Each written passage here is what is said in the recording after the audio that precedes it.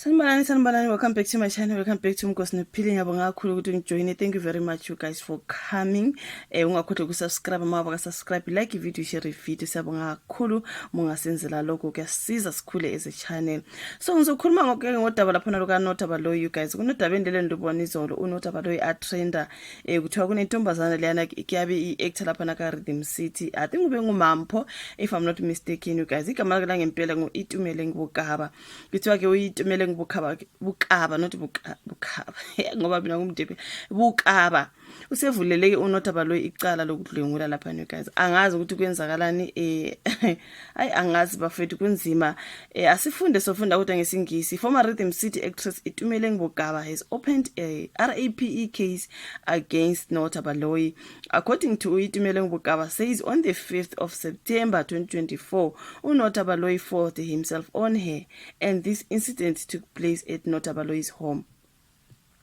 Selokhu ke etrenda uNotaba Loyi since izolo namhlanje usekhona uNotaba uyatrenda uyatweeta futhi uleke busy ekhuluma ke lapha na you guys uNotaba ngodaba lakhe lokuthi le ntombazana ithi umdlwengulile. Abantu bayabuza Notaba, did you do it or did you not? Kunesithombe lapha na bebabili bebambene nje kamnandi kuthiwa ke kwakuse Denfen Center should bebesazwana kahle. Angazi ukuthi bekuyintombi yakhe noma mhlambe bebengabangani nje noma mhlambe nje bebesebenza anilwazi udaba lwabo because ngokuphelele phela nje ngibona uNotaba atrenda mina atrenda naye seloke epostile ngizothanda ukuthi ngiye lapha na ku-tweet yakhe inye athe to everyone that knows me and loves me, I'm sorry to have put you through this. I appreciate the support that you have given me in proving my innocence. In the seriousness of these allegations against me, I implore you to not do or say anything that will imperil the mental state of my accuser. That is uNotaba Loyi you guys. Abantu balokhu bebuza did you or did you not do it? Angazi man you guys. Kunabantu abangakholeli ukuthi not uyenzile leyo nto but le ntombazana mhlambe ithunyiwe umuntu uthizeni. I do not know you guys. Kuningi ngoNotaba Loyi uloke etweetile ikhona itweet yakhe ngidisturbayo laphana ubethe yena never pity FUCK never pity a fat bitch again. Like uchaza ukuthini Notaba? This time mina ngizwelana nayo Notaba you guys ngoba like uthi never pity angithi uyazi ngikwazi ukulisho lelo gama because alivunyelwe when it comes to YouTube community guidelines. Lama gama nabo what you guys asivunyelwe ukuwasho singasuki ke singasasebenza kahle lana on YouTube. But ke ngizoyifaka ku screen sami le tweet. Ungicela ungitshela ukuthi ichaza ukuthini nayo uNotaba bafethu. Yo manje phela useyambody shame ngezinye indlela ngoba uthe a fat bitch. So mayithi PTF usho ukuthini why wayemzwela ubuhlungu ngesikhathi benza lento abayenza bobabili because uthe never PTF a fat bitch again. Usho ukuthi lento ngeke ngisayenza again ukwenza ucansi nomuntu nje sizwelana. This is what ngangimzwela mhlambe wayidinga ucansi nje wathola ukuthi nami ngiavailable sase siyenza ucansi. That's what this tweet is saying to me. I'm like Notaba, what are you saying? Uthi never pity yo aphinda that a fat bitch. So why usombody shame we Notaba? Nanenzani nobabili azathi umdlungulile nje what happened you guys? Ngoba usekhulumeke kuningi lapha Notaba sekukhulumile you guys when I go to his tweets.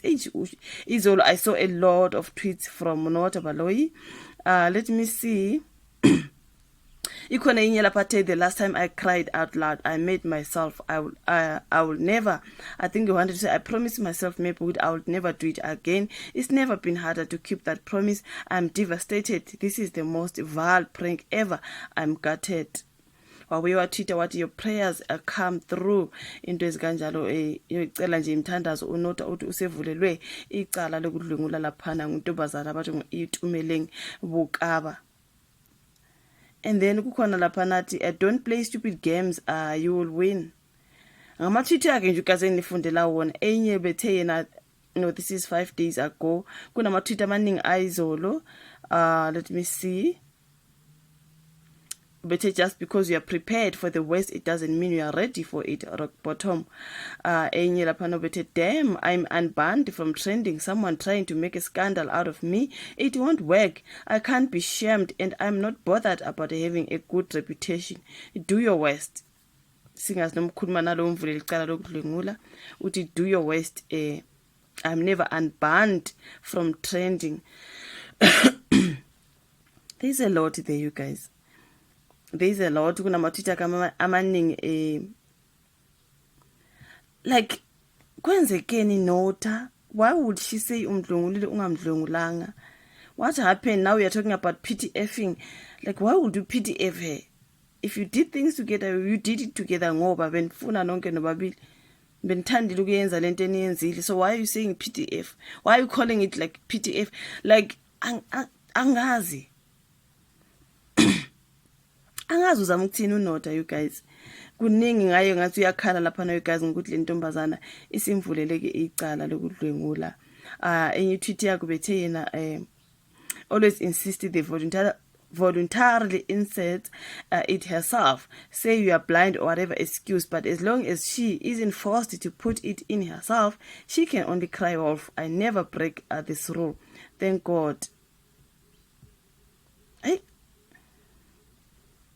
Kuningi you guys ngoNota. I do not know le ntombazana ethi not umdlongule ngoba kuthiwe ke bekukubo kaNota. Usisi yena beyofunani ukubo kaNota ngoba kuthiwa uthi le incident iyenzeke khona kubo kaNota.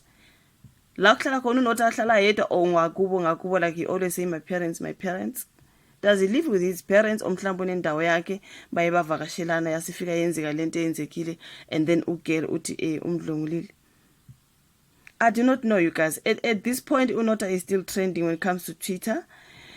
Kunabantu abavumelana naye abathi no, uNota kayenzanga lento lentombazana ikhonta efunayo.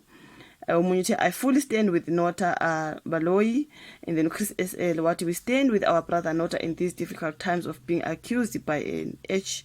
Angithi amazi Chris XL. I do not know, you guys. Do you think she did it? Rhythm City actress Itumeleng Bukaba Mampo has opened a case of RAPE against Nota Baloyi. Like, I do not know. Ushuthi ufike lapha yana kaNota uNota wavele wambamba nje kanjalo. Walala naye. Oh, what was happening? What was happening, Nota? Angazi ngizwelana naye bafethu, ngizwelana naye ngoba baningi abantu abathi no ikhona indaba yeculo likhulunywa lapha na ukuthi ayela Questa le ntombazana yathinteka Nota yathinteka. Angazi, you guys. Let us pray for our brother Nota. They sent him a trap and he fell right in it. So which means angithi yabona ukuthi abantu bayasola ukuthi yeah ikhona itrap thizeni lapha na. Oh my word. It's like bathi ngathi is a trap. Ubethunyiwe lo mntwana ukuthi nje efika wena ufika ulale naye bese qeda uthi ukudlengulile. Do you believe that, you guys? Angazi. Nota Baloyi uvulele icala lokudlengula. That is another blog. Yo, akitsebi, you guys. Udaba lukaNota lungishiya nginembuzo eminingi. Ikuthi naye uphinde watweeta what never PTF. So ngibuzo, why would you say that? Someone said Nota is a rapist, not shocking judging by how he treats women and around here. Umunye sebenze wambiza lapha nge-rapist, you guys. Angazi, I'm not gonna call him that. Because ambajaji bobabili futhi angithathi masayidi ke mina ngifunda nje izinto ezibhaliwe, right? Kuthiwa ke on July 27 she was showing off on social media ngoNota. She said she was saying she's being notified, something like that. Utwite wathini lapha guys uthe I was notified that I am the head of a Tokolosh, something like that. I don't know what she was talking about because yena ke mfisha zanyana uNota mude. So when she was talking about being notified, bamile bobabili babambeni izandla laphana uthi she was notified. Bekusamnandi lapho you guys engakamvuleli icala ukuthi mhlambe nale abaningi bakholwa ukuthi nale ndaba yokuthi lo sisi ayovulela uNota icala kukhona abamthumile abafuna ukudlala ngoNota mhlambe ama enemies wakaNota. This is what I get from the story as uNota is still trending, you guys. Kuthiwa ke he RAP'd Itumeleng Bukaba. I'd love to give Nota the benefit of the doubt this is someone, but look at the way he tortured uBerita. Remember kune story sakhe no lo ati unkosikazi wakhe uBerita Khumalo, something like that. Of course they will stand with Nota even though they have seen how he acts and has treated his ex-wife. Abantu abaningi sebemjaja ke ngendlela yena noBerita baye baphathana ngakhona. Siyazi kube nedrama eningi, even sebehlukene separate uBerita beloku ekhala ukuthi uNota uyamhlukumeza, something like that. Hayi ngokwecansi but just nje bekukuningi bekushiwo elekethe uBerita nje bengaseZimbabwe kushuthi washada naye ngoba efuna citizenship. Kuningi ade ekhuluma ngakho uNota. There was just a whole lot when it comes to uBerita, you guys. So abantu abaningi sebemjaja based on that, but kungenzeka umdlongulile. So ayikuningi. Omunye uthela phana rape is a sensitive case, but Nota didn't do this thing. Someone from somewhere planned this so that Nota will stop talking against them. Women must stop being used by men for their evil purposes. Ngabantu abakholela ukuthi khona umuntu osebenzisele intombazana ke to get uNota back. So the court Nota is being dealt for his political views. These RAP accusations are led by those who sees him as a threat. We are in with Nota during these difficult times and we hope justice will prevail. He is therefore innocent until proven guilty by a court of law. Abanye sebethi it is political based. Kuningi you guys, mina ngizolinda nje ngizwe ukuthi luhamba kanjani udaba lukaNota. Until then sizobuya sikhulume futhi you guys. Ushuvola kwa comment section, do you think ukuthi umdlongule ngempela omhlambe kukhona ke abathumele intombazana you guys, mhlambe nje ivele yaya lapha nje kaNota ebiyofunani, something like that. Kuningi you guys, ngithi ngeke ngithatha ama side but I've got questions nami ngumuntu nje nembono yami khona imibuzo enginayo yeah, something like. But anyways you guys, thank you so much ukuthi ubuke video, like, subscribe, share, bese siyahlangana futhi on the next video.